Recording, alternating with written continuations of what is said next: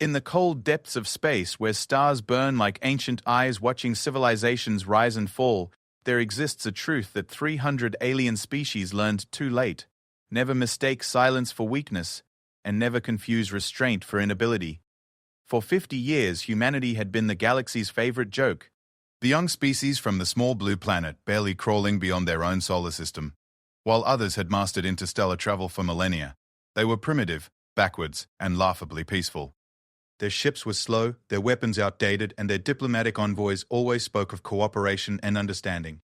The Galactic Council chambers echoed with laughter whenever Earth's representatives proposed peaceful solutions to conflicts that had raged for centuries. Typical humans, the delegates would whisper, their various forms of alien features twisted in amusement. Always trying to solve everything with words. But in the deepest black of space, far from the gleaming spires of galactic civilization, something stirred. Something that had been watching, waiting, and learning. The humans had indeed been quiet, but not because they were weak. They had been preparing. And when the Zephyrian Armada, the most feared military force in known space, decided to make an example of Earth to cement their dominion over the Outer Rim territories, they awakened something that would make the galaxy remember why apex predators are often the quietest hunters. The last transmission from the Zephyrian flagship would haunt alien nightmares for generations. By the void, what have we done? They're not primitive. They're not weak. We've awakened something that was sleeping, and now I understand why they were so quiet. This is the story of humanity's true introduction to galactic society, and why the phrase human warship would soon become whispered in the same breath as unstoppable force. The Grand Chamber of the Galactic Council stretched impossibly high, its crystalline walls catching and refracting the light of 1,000 different stars. Representatives from 300 species filled the tiered seating, their forms as diverse as the worlds they called home. Some floated in specialized atmospheric bubbles, others skidded on multiple legs across specially designed platforms, and a few existed as pure energy contained within mechanical shells. At the center of it all stood Ambassador Sarah Chen, representing humanity before the greatest assembly of intelligent life the galaxy had ever known. Her simple blue uniform looked almost primitive compared to the elaborate biomechanical suits, crystalline exoskeletons, and energy fields that adorned the other delegates. In her hands, she held a single datapad containing Earth's latest proposal for peaceful mediation in the ongoing Zirian-Valdris conflict. Honored delegates, Sarah began, her voice carrying clearly through the chamber's translation systems. For the past 18 months, the conflict in the Zirian system has claimed over 40 million lives across both species. Earth proposes a neutral mediation zone where the chamber erupted in what could only be described as laughter, though it came in forms as varied as the species present. The Krillian delegates produced a harmonious chiming sound, while the massive Gorvak representatives' laughter rumbled like distant thunder. Most insulting of all was the high-pitched whistling from the Zephyrian delegation, a sound that in their culture indicated extreme amusement at something particularly foolish. High Councillor Vexai, a towering figure whose translucent form shifted between various geometric shapes, raised one of his many appendages for silence. Ambassador Chen, his synthesized voice carried a tone of barely concealed condescension. Your species' naivety continues to entertain us. You propose to mediate a conflict between civilizations that have been at war since before your species discovered fire. Sarah maintained her composure, though her jaw tightened slightly. With respect, High Counselor, that is precisely why an outside perspective might prove valuable. Sometimes those closest to a problem cannot see the simplest solutions. This provoked another wave of alien amusement. Delegate Zarthul, representing the militaristic Zephyrian Empire, leaned forward on his hover platform. His reptilian features, scarred from countless battles, twisted into what passed for a smile among his kind. Ambassador, your people have been in space for barely 50 years. We have been conquering star systems for over 3 millennia. What could you possibly teach us about conflict resolution? Perhaps, Sarah replied evenly, the fact that we haven't needed to conquer anyone to achieve our goals might be instructive. The chamber fell momentarily silent before erupting in even louder laughter. Several delegates were now openly pointing at the human ambassador, their various forms of mirth filling the air with a cacophony of alien sounds. Sartul's yellow eyes glinted with malicious amusement. Ah, yes, humanity's great achievement. A dozen colony worlds and a handful of mining stations. Meanwhile, the Zephyrian Empire spans 400 systems and commands the mightiest fleet in the galaxy. Tell me, Ambassador, how many dreadnoughts does Earth possess? Sarah's pause was brief but noticeable. Earth maintains a defensive fleet appropriate to our needs and commitments. That would be, how many exactly? Zarthul pressed, his tone becoming more predatory. Our military capabilities are classified information, as I'm sure you understand. The Zephyrian delegate threw back his massive head and roared with laughter. Classified or non-existent? The intelligence reports are quite clear, Ambassador. Earth possesses perhaps a dozen outdated cruisers and a collection of patrol boats that wouldn't last 5 minutes against a single Zephyrian destroyer. Around the chamber, other delegates began chiming in with their own assessments of human military capabilities. The general consensus was clear. Humanity was weak, primitive, and completely outclassed by even the smallest of the established galactic powers. Perhaps, suggested Councillor Urix of the Trade Federation, her insectoid features clicking together in what passed for speech, it is time for humanity to accept a protective arrangement. The Outer Rim can be dangerous for such young civilizations. Sarah's eyes narrowed. She recognized the veiled threat for what it was. The Outer Rim territories, where most of humanity's colonies lay, were increasingly seen as prizes to be claimed by the more aggressive species.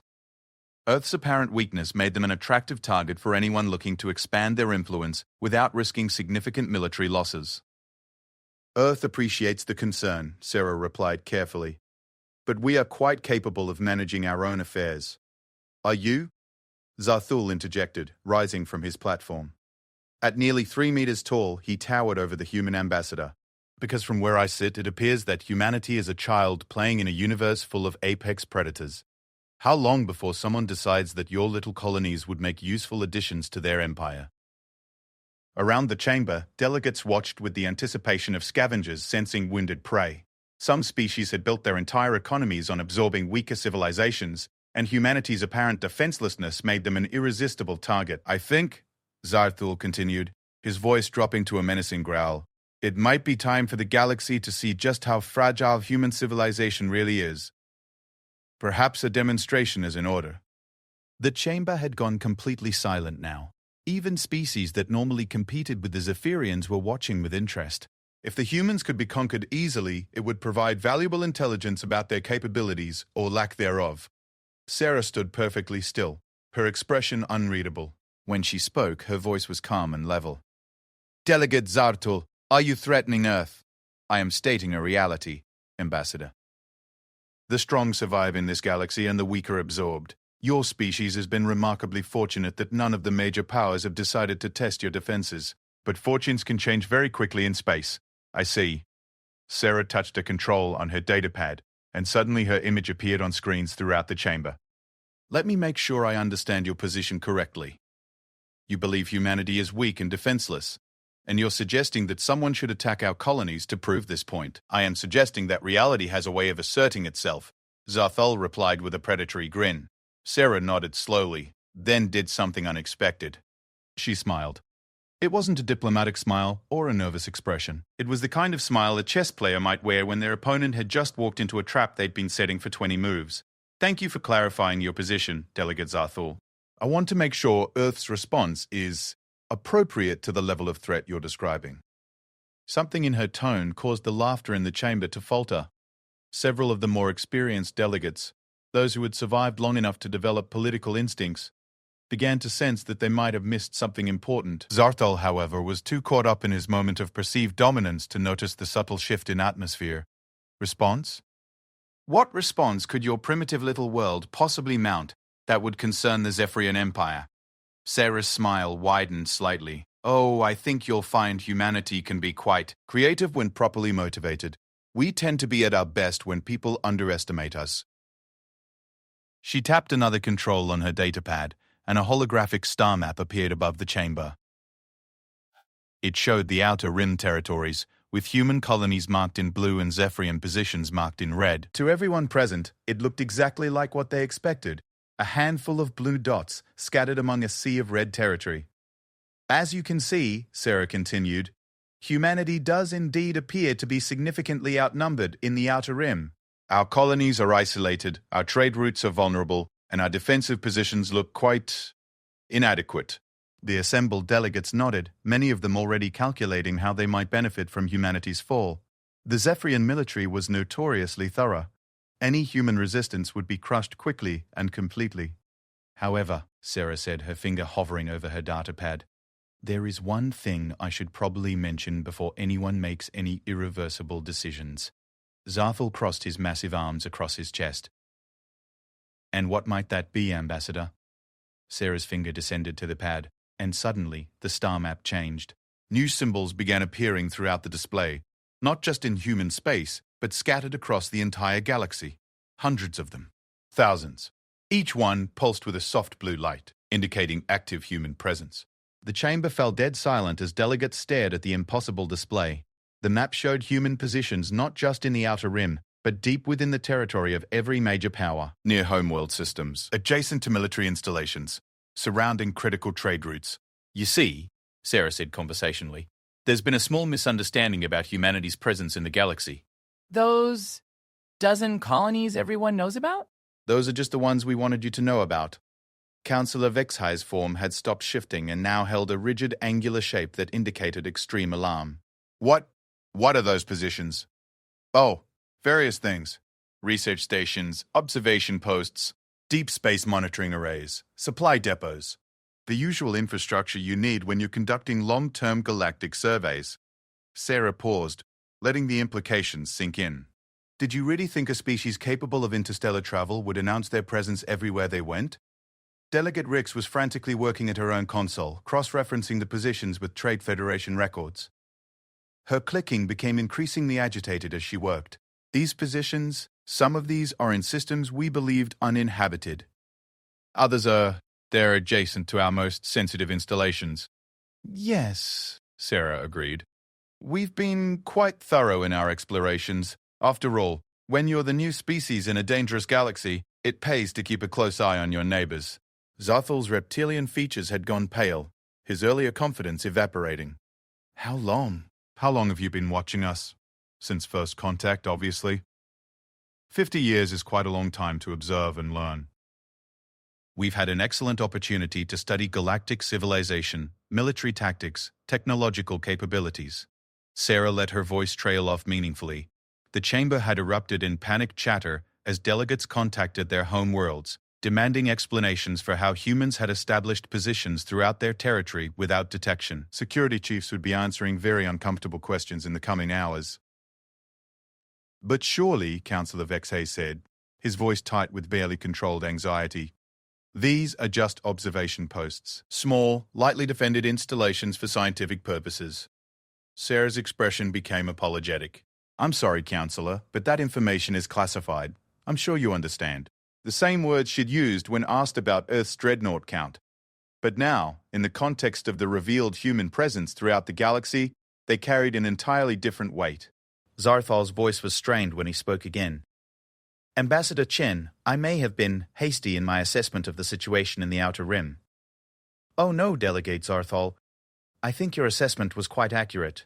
The Outer Rim is indeed a dangerous place for weak, defenseless civilizations.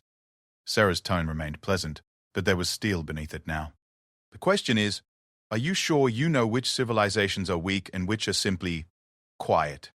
The holographic display continued to pulse with thousands of blue lights scattered across the galaxy, each one representing a human presence that had gone undetected for half a century. In space warfare, positioning was everything, and humanity had just revealed that they had been positioning themselves for 50 years. Perhaps, Sarah continued, we should postpone any discussions about testing human defenses until everyone has had a chance to reassess the strategic situation. After all, we wouldn't want any misunderstandings to lead to unfortunate incidents. The threat was clear, even wrapped in diplomatic language. If someone wanted to test humanity's defenses, they would find that Earth had spent 5 decades preparing for exactly that scenario. As delegates continued to panic and demand explanations from their intelligence services, one thing had become crystal clear. Humanity's greatest weapon hadn't been their technology or their ships, it had been their patience, and their willingness to be underestimated while they quietly prepared for the day when the galaxy would finally show its true face. That day had apparently arrived and Earth was ready. 3 days after the revelation in the Galactic Council chambers, emergency sessions were being called across the galaxy. In the crystalline spires of the Aldorian Collective, insectoid intelligence officers swarmed over star charts, their compound eyes reflecting the glow of holographic displays. In the deep space fortress of Carnathan, Zephyrian military commanders argued in harsh, guttural voices about security protocols that had apparently been useless for 5 decades. But perhaps nowhere was the panic more evident than in the war room of the Vuldris Supreme Command, where Fleet Admiral Kextai studied the impossible star map projected before him. His blue-scaled features, normally composed and calculating, showed the strain of the past 72 hours without sleep. "Report," he commanded, his voice carrying the authority of someone who had conquered 17 star systems and never retreated from a battle. Commander Yildar, his chief intelligence officer, activated his holographic display. "The human positions are extensive, sir. We've confirmed at least 47 observation posts within our territory alone. Some have been operational for decades without our knowledge." "How is that possible?" Admiral Kextai's voice was dangerously quiet. "Our sensor networks are the most advanced in the sector." "That's just it, sir. The humans aren't using stealth technology as we understand it. They're using something far more sophisticated. They're using time." The Admiral's silver eyes narrowed. "Explain." Commander Yildar manipulated the holographic display, zooming in on a section of space near the Vuldris homeworld. This position, designated by the humans as Observation Post Delta 7, has been monitoring our primary fleet base for 38 years. But here's the remarkable part. They established it before we built the base. That's impossible.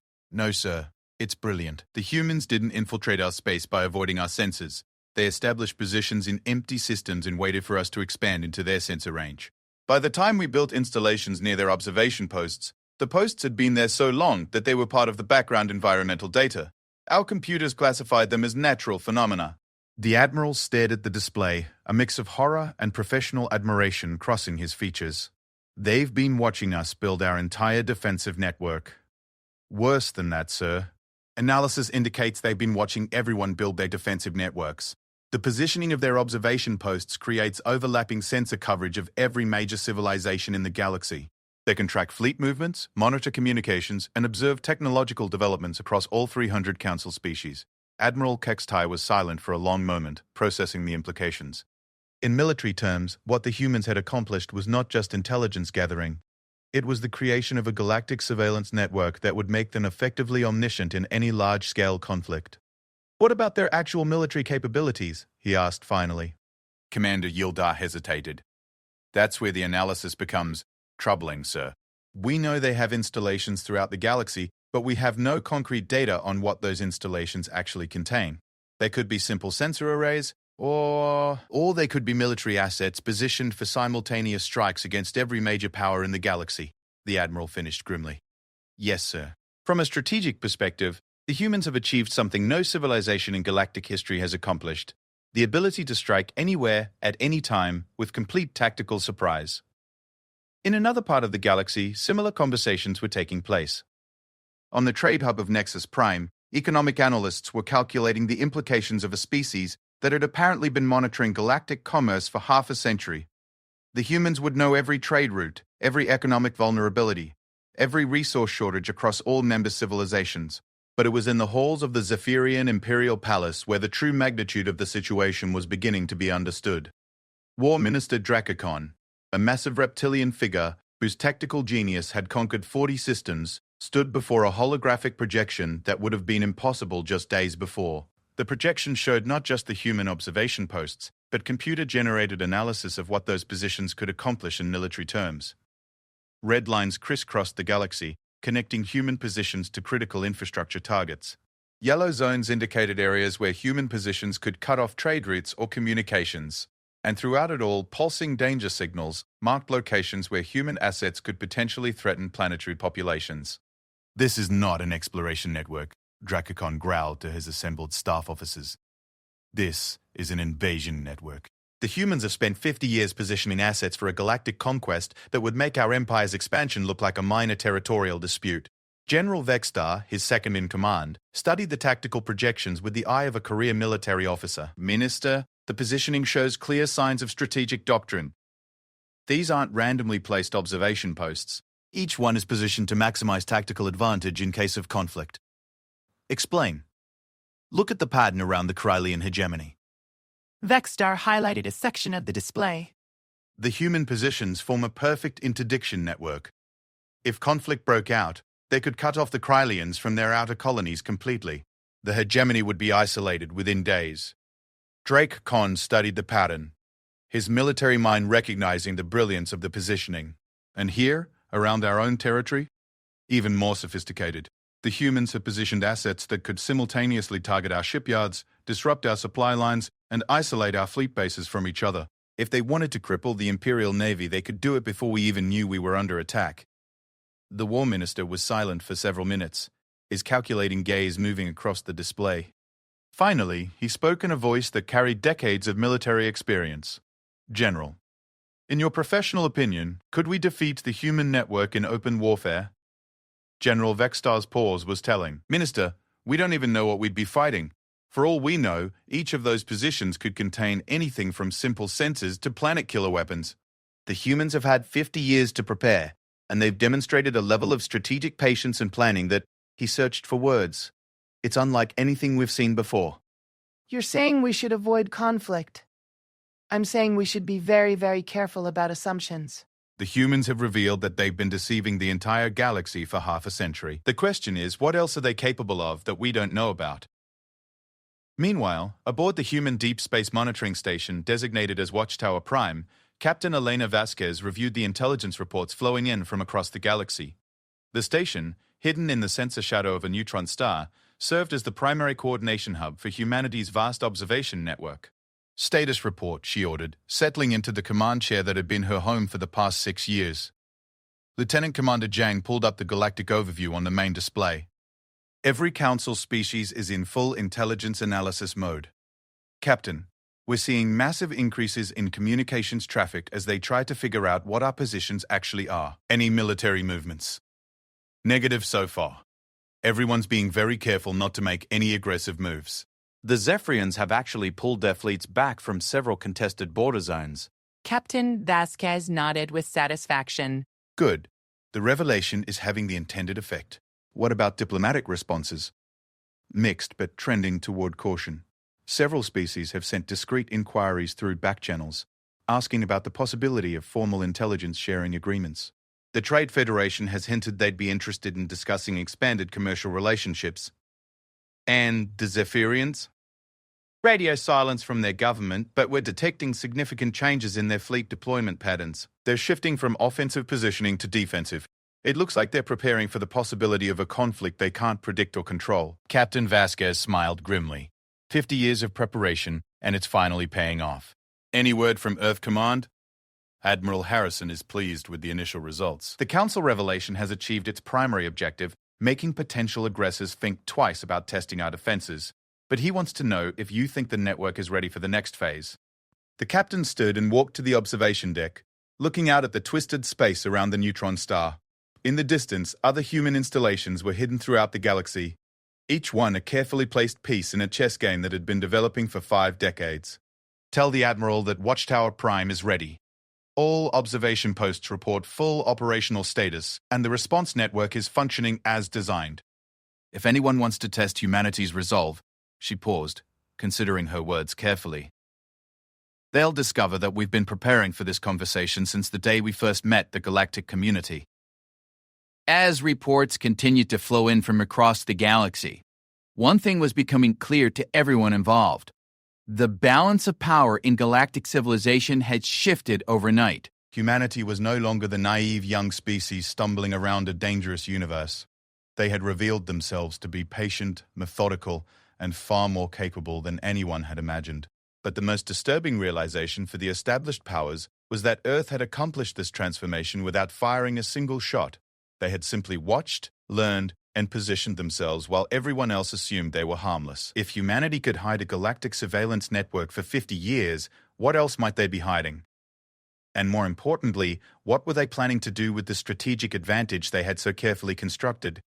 The answer to those questions would soon become apparent, because the Zephyrian Empire had just made a decision that would test the limits of human patience and reveal the true nature of the force that had been quietly watching the galaxy for half a century.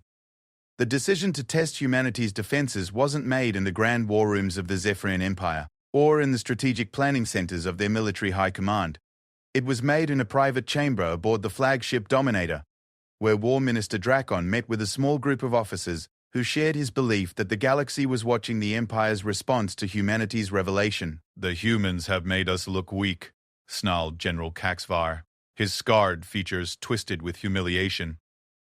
"Every species in the galaxy saw our surprise in the council chambers.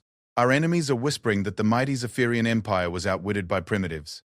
War Minister Drakon paced the length of the chamber, his massive form casting long shadows under the harsh lighting. "The humans claim to have observation posts throughout our territory, but claims and reality are not the same thing. Until we know what we're actually dealing with, we're fighting shadows."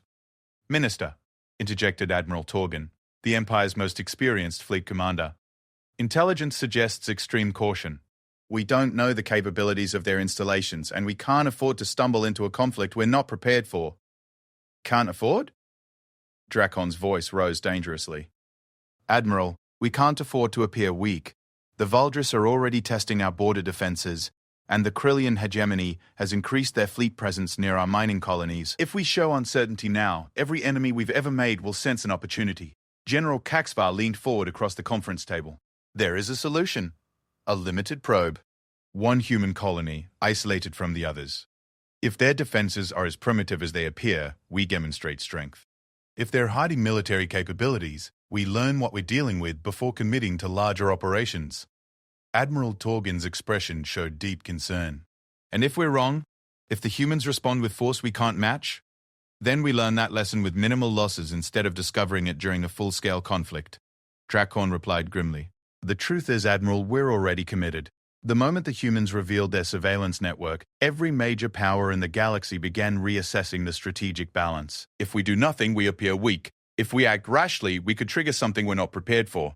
A limited probe gives us information while demonstrating that the Zephyrian Empire is not intimidated by surveillance networks and hidden assets." The meeting continued for another hour, but the decision had already been made. Within days, a small Zephyrian task force would move against New Geneva, a human agricultural colony in the Outer Rim. The colony was isolated, lightly populated, and far from any major Earth installations. If the humans wanted to hide their true capabilities, they would have to choose between revealing their hand or allowing a colony to fall.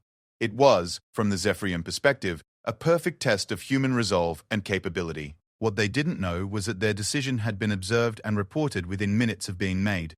Hidden in the hull of an asteroid drifting near the Zephyrian fleet, human intelligence operative Michael Torres watched the enhanced scan data flowing across his screens. The stealth reconnaissance pod he operated was barely larger than a small spacecraft, but its sensor array was more sophisticated than anything the Zephyrians had ever developed.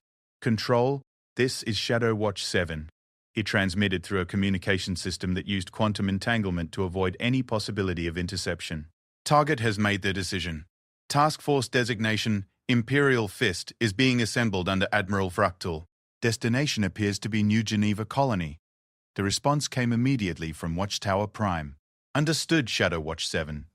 Continue monitoring and report any changes in fleet composition or timeline. Do not take any action that might compromise your position. Copy that, Control." Shadow Watch 7 will maintain surveillance. Torres watched as the Zephyrian fleet began its preparations. 3 heavy cruisers, 6 destroyers, and a command ship. More than enough firepower to overwhelm a civilian colony, but small enough to be dismissed as a limited probe rather than an act of war. The Zephyrians were being careful, which was exactly what Earth's strategic planners had expected. Across the galaxy, similar reports were flowing into Watchtower Prime, as humanity's vast observation network tracked every military movement among the major powers. The Valdris were positioning fleets near trade routes that could be disrupted if conflict broke out. The Krillian hegemony was quietly moving civilian assets away from the border zones. Even species that had no direct involvement in human-Zephyrian relations were taking precautionary measures. Everyone was waiting to see what would happen when the galaxy's most aggressive military power finally tested the mysterious human defensive capabilities. On New Geneva itself, Colonial Administrator Janet Morrison received the warning transmission with the calm efficiency of someone who had been preparing for this moment for years. The colony's 16,000 residents went about their daily routines, unaware that their world was about to become the focal point of galactic attention. But beneath the agricultural domes and residential complexes, systems that had been dormant for decades began coming online. Deep underground facilities that had been disguised as geological surveys activated their primary functions. And in orbit around the colony's star, Objects that had been classified as navigational beacons for half a century quietly began changing their operational parameters. Status report: Administrator Morrison requested as her senior staff assembled in the colony's Crisis Management Center. All primary systems are online, reported Chief of Operations David Kim. The defense grid shows full operational status, and we've received confirmation that external assets are in position. Civilian populations? Evacuation plans have been discreetly activated. Essential personnel are being moved to secure facilities, and non-essential residents are being relocated under the cover of a routine emergency drill. No panic, no obvious military activity. Administrator Morrison nodded with satisfaction. New Geneva had been chosen as a potential test site precisely because it could maintain the appearance of a helpless civilian target while actually being one of the most heavily defended positions in human space. Time to arrival of Zephyrian Task Force? 18 hours at current speed. They're maintaining standard approach vectors and showing no indication they suspect our actual defensive capabilities. The administrator walked to the observation window that looked out over the colony's vast agricultural complexes. Thousands of civilians worked among the hydroponics farms and livestock facilities, building the kind of peaceful, productive society that humanity had always claimed to value above military conquest. But they were also building something else, a demonstration of what happened when someone threatened human civilians. Send a message to all department heads, she ordered. Operational security remains in effect. As far as anyone is concerned, we're conducting a routine emergency preparedness exercise. But make sure everyone understands that this is not a drill. As the Zephyrian Task Force continued its approach to New Geneva, other forces were quietly moving into position throughout the galaxy. At observation posts scattered across hundreds of star systems, human operatives began activating systems that had been carefully maintained in standby mode for decades. The galactic surveillance network that had caused such panic in the council chambers was revealing itself to be something far more sophisticated than simple observation posts. Each installation was a node in a communication and coordination system that could organize simultaneous operations across the entire galaxy. And for the first time in 50 years, that system was preparing for active military operations. Admiral Vraktul, commanding the Zephyrian Task Force from the bridge of his flagship Conqueror, reviewed the tactical situation as his fleet dropped out of hyperspace at the edge of the New Geneva system. The human colony appeared exactly as intelligence had indicated, a small agricultural world with minimal orbital traffic and no obvious defensive installations. Sensor report, he commanded, settling into his command chair. Colony shows standard civilian signatures, Admiral. Approximately 16,000 residents, mostly concentrated in 5 major population centers. Orbital traffic consists of agricultural transport ships and cargo haulers. No military vessels detected. Defensive installations? Negative, sir. Standard navigation beacons, communication satellites, and what appears to be a small orbital manufacturing facility. Nothing that could threaten a task force of this size. Admiral Vactul allowed himself a moment of satisfaction. The humans had chosen not to defend this colony, which suggested that either their defensive capabilities were indeed limited, or they were unwilling to reveal them for the sake of a minor agricultural world. Communications. Open a channel to the colony. The main display activated, showing the interior of what appeared to be a standard colonial administration center. A middle-aged human woman in civilian clothing faced the camera with an expression of polite confusion. "This is Admiral Vraktul of the Zephyrian Imperial Navy," he began, his voice carrying the authority of absolute military power. "You are in violation of territorial boundaries established by the Zephyrian Empire. This system has been designated for imperial expansion." Administrator Morrison's expression shifted to one of concerned confusion. "Admiral, I'm afraid there must be some mistake. New Geneva is a registered human colony, established under Council Charter 37 years ago. We have full legal claim to this system.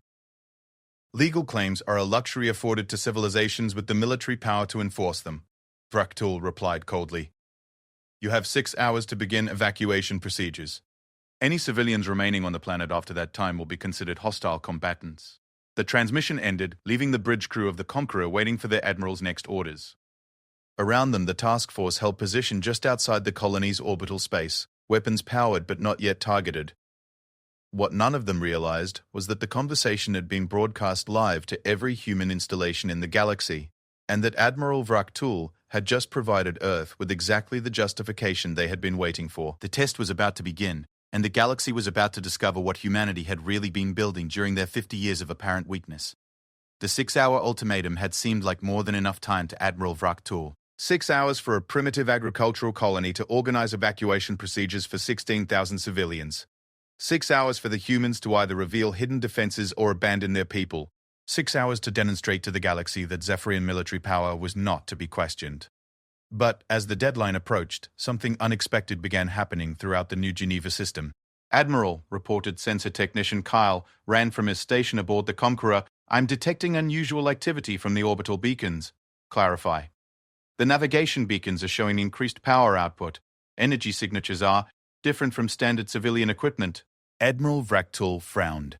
Navigation beacons were simple devices, barely worthy of military attention.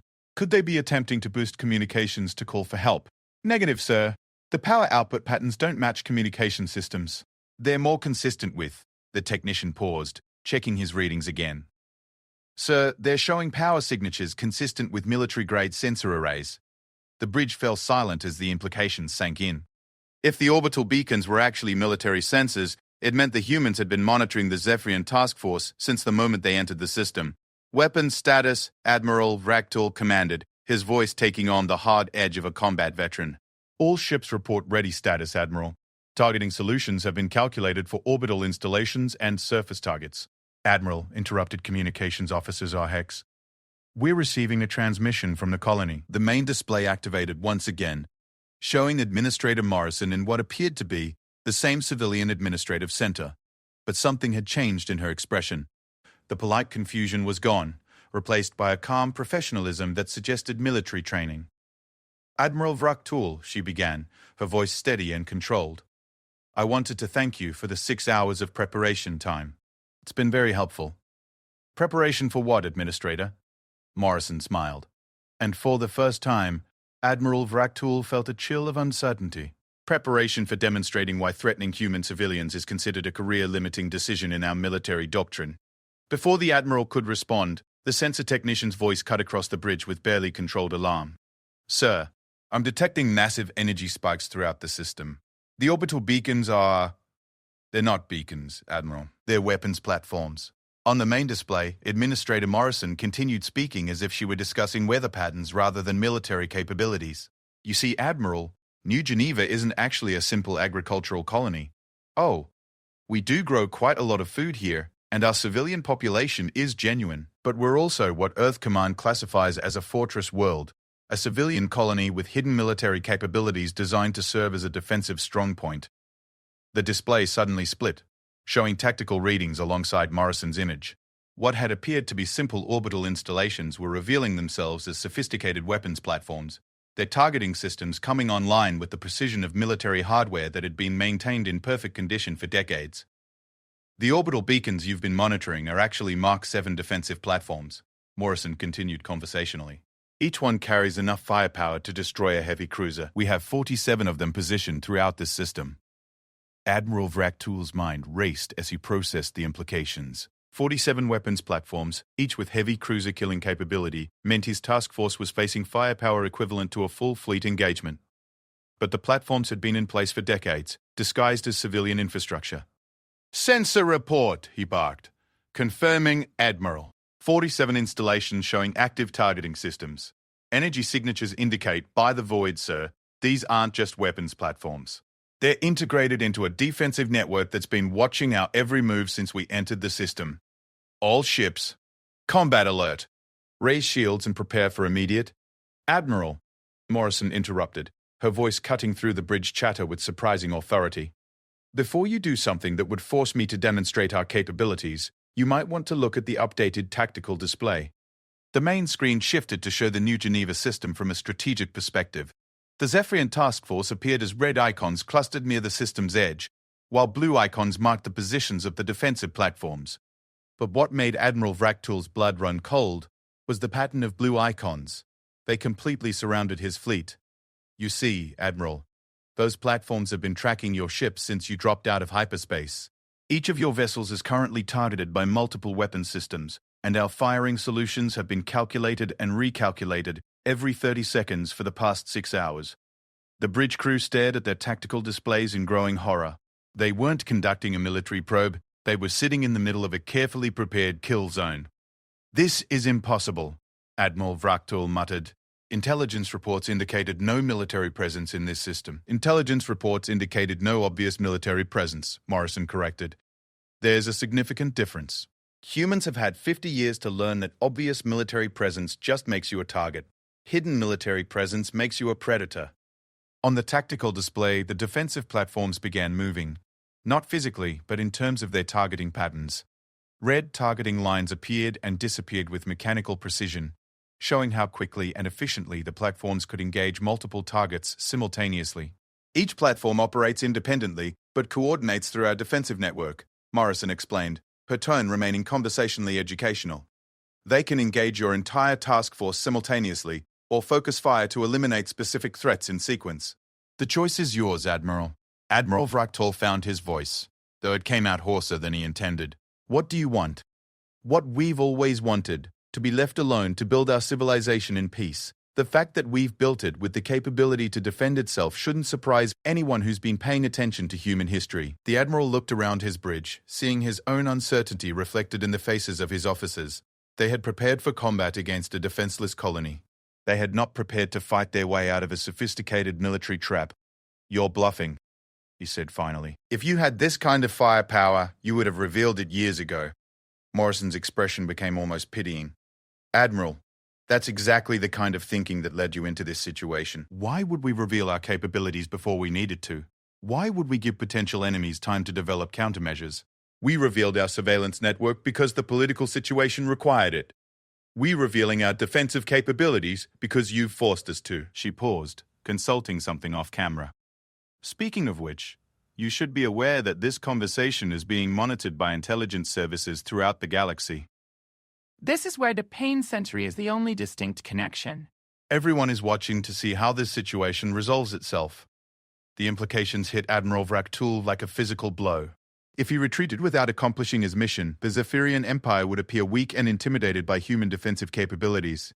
If he attacked and lost ships to hidden weapons platforms, the Empire would appear incompetent and outmaneuvered. If he attacked and won, he would be responsible for starting a war with a species that had demonstrated the ability to hide military assets throughout galactic civilization. "There is, of course, a fourth option," Morrison added, as if reading his thoughts. "Which is? You could report back to your superiors that New Geneva is more heavily defended than anticipated, and that further intelligence gathering would be advisable before any future operations. It's not a defeat if you gather information that prevents a larger disaster." Admiral Vraktul was silent for long moments, weighing his options. Finally, he spoke. "And if we withdraw? Then you withdraw. No pursuit, no harassment, no further engagement. You've learned something valuable about human defensive capabilities, and we've demonstrated that threatening our civilians comes with significant risks.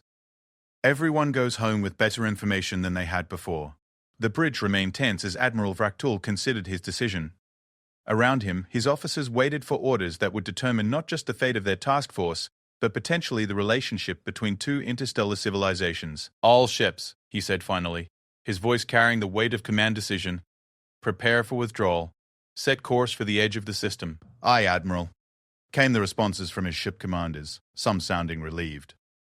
On the display, Administrator Morrison nodded with what appeared to be genuine respect. "A wise decision, Admiral. You're a better tactician than whoever sent you into this situation."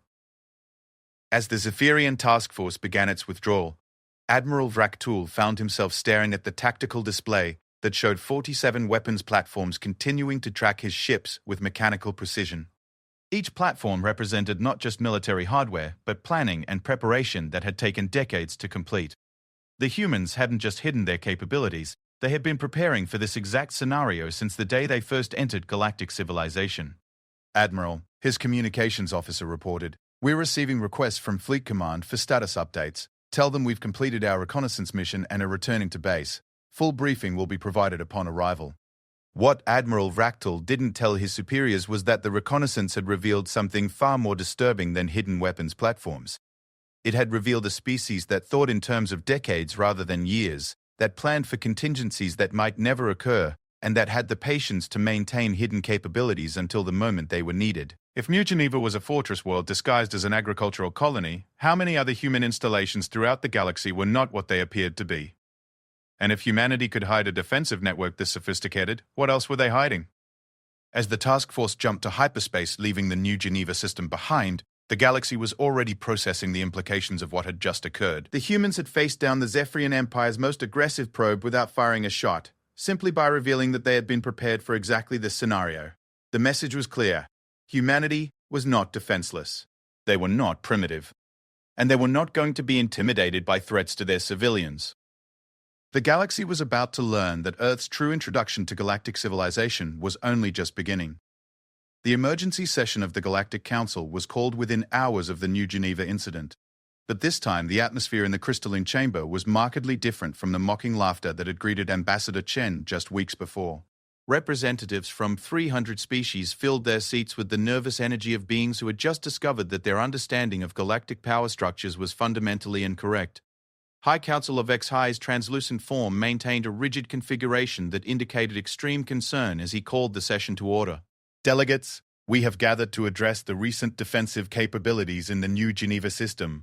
Ambassador Chen, the Council would appreciate clarification regarding your species' military infrastructure. Ambassador Sarah Chen stood at the central podium, but her entire demeanor had changed since her last appearance. Gone was the diplomatic deference and careful language of a species seeking acceptance. In its place was the confident bearing of a representative who knew her civilization had just fundamentally altered the balance of galactic power. Honored delegates, she began, her voice carrying clearly through the chamber's translation systems. Earth is prepared to discuss our defensive capabilities within the context of galactic security concerns. However, we should establish some ground rules for this conversation. The phrase ground rules sent a ripple of unease through the chamber. Young civilizations didn't dictate terms to the Galactic Council, but then again, young civilizations didn't typically reveal the ability to destroy major military task forces either.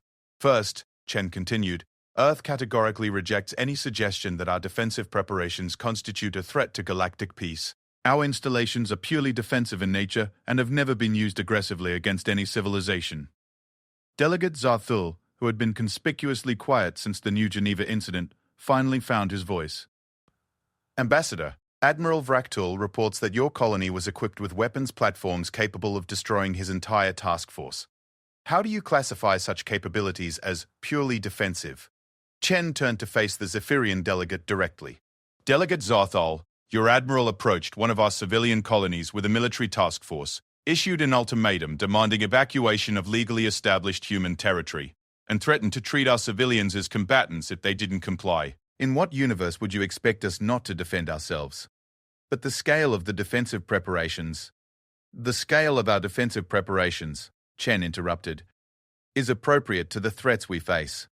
When the Zephyrian Empire sends 10 warships to threaten 16,000 civilians, we respond with enough force to ensure those civilians remain safe. If you find that response disproportionate, perhaps you should reconsider the wisdom of threatening human civilians. The chamber fell silent as delegates processed the implications of her words. The humans weren't apologizing for their defensive capabilities. They were justifying them based on the aggressive actions of others. Councillor Urix of the Trade Federation leaned forward on her platform. Ambassador, the concern among many member civilizations is that humanity appears to have been conducting secret military preparations throughout galactic space for decades. The trust that underlies our cooperative civilization has been strained. Chen's expression became coldly professional. Councillor Urix, Earth has conducted intelligence and security operations appropriate to our position as a new species in a galaxy populated by civilizations that have repeatedly demonstrated their willingness to use military force to resolve disputes. We have violated no laws, broken no treaties, and threatened no one who has not first threatened us. She activated a holographic display that showed the galactic map from their previous session, still covered with the thousands of blue dots representing human positions. But now the display included additional information, dates and operational details that made the scope of human planning even more apparent. Every installation you see on this map was established legally, using standard galactic protocols for deep space exploration and development. We filed the appropriate documentation with the relevant authorities, paid the required fees, and operated within established guidelines. The fact that no one bothered to pay attention to what we were actually doing is not our fault. Delegate Morcard of the Krillian hegemony, his crystalline form chiming with agitation, spoke up. But the deception, Ambassador. You allowed us to believe humanity was primitive and defenseless. We never claimed to be primitive or defenseless. Chen replied sharply. You made assumptions based on the fact that we didn't boast about our capabilities, or threaten our neighbors. The fault lies not in our discretion but in your prejudices. The accusation hung in the air like a physical presence. The assembled delegates, many of whom had indeed dismissed humanity as backward and weak, found themselves confronting the uncomfortable reality that their own arrogance had blinded them to a significant military threat. High Council of HFY attempted to regain control of the session. Ambassador, regardless of past assumptions, the Council must now address the current strategic situation. Humanity's revealed capabilities represent a significant shift in galactic power balance. Yes, they do, Chen agreed. The question is, what does the Council intend to do about it? The phrasing was deliberately provocative, and the delegates recognized it as such. Chen was essentially asking whether the galactic community intended to accept humanity as an equal power or attempt to suppress their revealed capabilities. War Minister Drakon, attending the session via holographic projection from the Zephyrian homeworld, chose this moment to speak. The Zephyrian Empire acknowledges humanity's demonstrated defensive capabilities. We also recognize that our recent probe of New Geneva was educational for all parties involved. His words were careful, but the subtext was clear. The Zephyrian Empire, the galaxy's most aggressive military power, was backing down from direct confrontation with humanity. However, Drakon continued, the Empire must ask, what are humanity's intentions regarding their widespread galactic presence? Are we to understand that Earth considers all of galactic space to be within their sphere of interest? 7 and a danger, which is meant to be. Chen smiled, and several delegates recognized the same expression that had preceded the revelation of humanity's surveillance network. War Minister, Earth's intentions are exactly what they have always been, to build a peaceful, prosperous civilization for our people, while contributing to galactic stability and security. And if others threaten those goals, then we will respond appropriately, using whatever capabilities are necessary to protect our interests and our people. The threat was delivered with diplomatic language, but its meaning was unmistakable. Humanity was prepared to defend itself, and they had demonstrated the capability to do so effectively. Council of HFY attempted to steer the conversation toward more constructive topics. Ambassador, perhaps we could discuss the establishment of formal protocols for managing humanity's extensive galactic presence. Transparency in military capabilities could help prevent misunderstandings that might lead to conflict. Chen considered the proposal for several moments. Earth would be willing to discuss transparency measures, provided they are reciprocal. If humanity is expected to reveal the extent of our defensive preparations, we would expect similar disclosure from all major military powers. The suggestion caused immediate consternation among the delegates. Every major civilization had classified military assets they preferred to keep secret. Moreover, Chen continued, any transparency agreements would need to include formal recognition of humanity's right to establish defensive installations wherever we deem necessary for our security. We will not accept restrictions on our ability to defend ourselves. War Minister Drakon's image flickered as he conferred with advisors off-screen. When he returned his attention to the chamber, his expression was grim. Ambassador, such extensive defensive rights could be interpreted as a claim to galactic hegemony, no more than the Zephyrian Empire's current military expansion, or the Trade Federation's economic influence operations, or the hegemony's resource extraction activities. Earth is simply refusing to accept a subordinate position in galactic civilization. The truth was finally out in the open. Humanity wasn't seeking to conquer or control galactic civilization. They were demanding to be accepted as an equal power, with the same rights and privileges enjoyed by the established species. But they were making this demand while demonstrating that they had the capability to enforce it if necessary. As the session continued, it became increasingly clear that the galaxy's power structure had shifted permanently. The species that had mocked humanity weeks before were now negotiating with them as equals. The military powers that had considered human space easy pickings were now calculating the cost of potential conflicts. And throughout it all, the thousands of blue dots on the holographic display served as a constant reminder that humanity had been preparing for this moment for 50 years. The young species from the small blue planet had finally revealed their true nature. They were not naive idealists stumbling through a dangerous universe. They were patient, methodical, and absolutely determined to build their civilization on their own terms. The galaxy had wanted to know what humanity was truly capable of. Now they knew. The question that remained was, what would they do with that knowledge? As Ambassador Chen concluded her presentation, and the delegates began the long process of adjusting to the new galactic reality. One thing was certain. The age of humanity being underestimated had come to an end.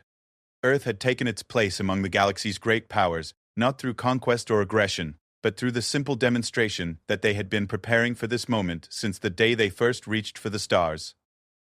The universe had tested humanity's resolve and found it unbreakable. Now it was time to learn what humanity would build with the respect they had finally earned.